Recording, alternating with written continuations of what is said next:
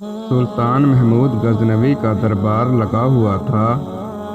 دربار میں ہزاروں افراد شریک تھے، جن میں اولیاء، کتب اور ابدال بھی تھے۔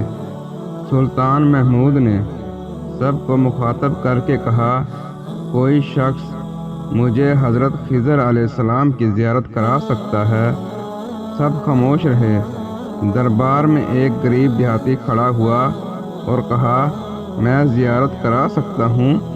سلطان نے شرائط پوچھی تو عرض کرنے لگا، 6 ماہ دریا کے کنارے چلہ کاٹنا ہوگا، لیکن میں ایک غریب آدمی ہوں، میرے گھر کا خرچہ آپ کو اٹھانا ہوگا۔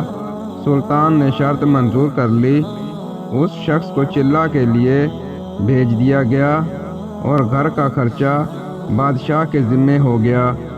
6 ماہ گزرنے کے بعد سلطان نے اس شخص کو دربار میں حاضر کیا اور پوچھا تو دیہاتی کہنے لگا، حضور، کچھ وظائف الٹے ہو گئے ہیں، لہذا 6 ماہ مزید لگیں گے۔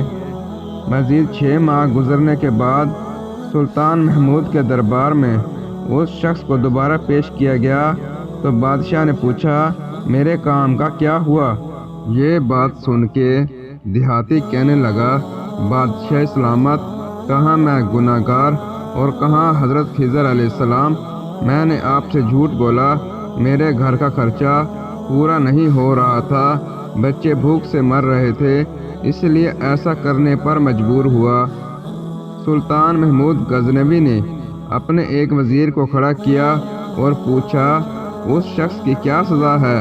وزیر نے کہا، اس شخص نے بادشاہ کے ساتھ جھوٹ بولا ہے، لہذا اس کا گلا کاٹ دیا جائے۔ دربار میں ایک نورانی چہرے والے بزرگ بھی تشریف فرما تھے۔ کہنے لگا، بادشاہ سلامت، اس وزیر نے بالکل ٹھیک کہا۔ بادشاہ نے دوسرے وزیر سے پوچھا، آپ بتاؤ۔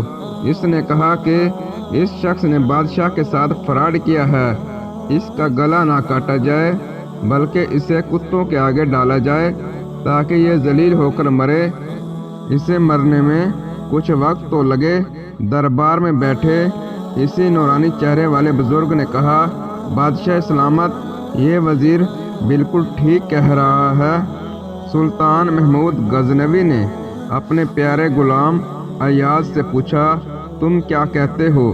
ایاز نے کہا، بادشاہ سلامت، آپ کی بادشاہی سے 1 سال ایک غریب کے بچے پلتے رہے، آپ کے خزانے میں کوئی کمی نہیں آئی اور نہ ہی اس کے جھوٹ سے آپ کی شان میں کوئی فرق پڑا۔ اگر میری بات مانے تو اسے معاف کر دیں، اگر اسے قتل کر دیا تو اس کے بچے بھوک سے مر جائیں گے۔ ایاز کی یہ بات سن کر محفل میں بیٹھا وہی نورانی چہرے والا بابا کہنے لگا، ایاز بالکل ٹھیک کہہ رہا ہے۔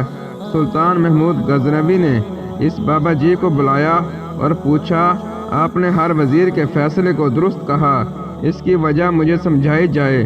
بابا جی کہنے لگے، بادشاہ سلامت، پہلے نمبر پر جس وزیر نے کہا اس کا گلا کاٹا جائے وہ قوم کا قصائی ہے اور قصائی کا کام ہے گلے کاٹنا۔ اس نے اپنا خاندانی رنگ دکھایا، غلطی اس کی نہیں، آپ کی ہے کہ آپ نے ایک قصائی کو وزیر بنا لیا۔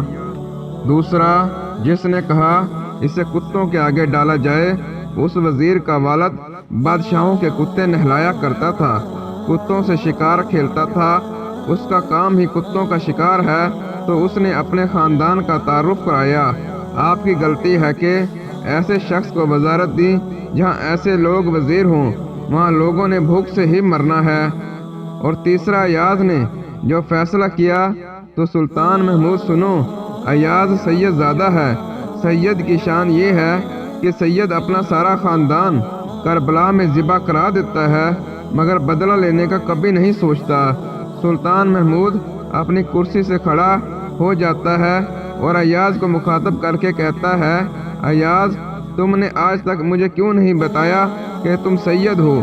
ایاز کہتا ہے، آج تک کسی کو اس بات کا علم نہ تھا کہ ایاز سید ہے، لیکن آج بابا جی نے میرا راز کھولا، آج میں بھی ایک راز کھول دیتا ہوں۔